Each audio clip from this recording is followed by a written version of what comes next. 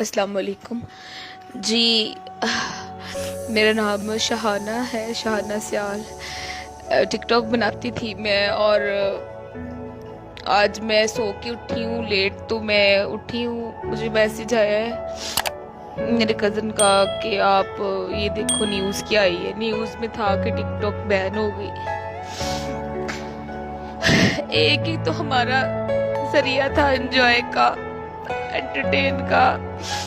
थोड़ा सा दिल लगा रहता था, टिकटॉक बना लेता है बंदा। मैं तो मैं तो रोने ही नहीं बंद हो रहा था, ऐसे लग रहा था कि जैसा कोई अपने ही मर गया। टिकटॉक बंद करने की क्या जरूरत थी? टिकटॉक की किसी के साथ कौन सी दुश्मनी थी? घर वाले इतने खुश हो रहे, मम्मा को मैंने बताया, भैया को बताया, भतीजी को बताया, सब इतने हैप्पी हो रहे।